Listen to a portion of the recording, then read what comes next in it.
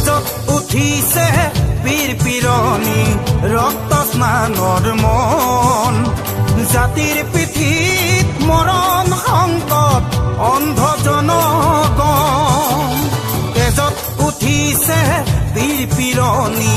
ৰক্ত স্নানৰ মন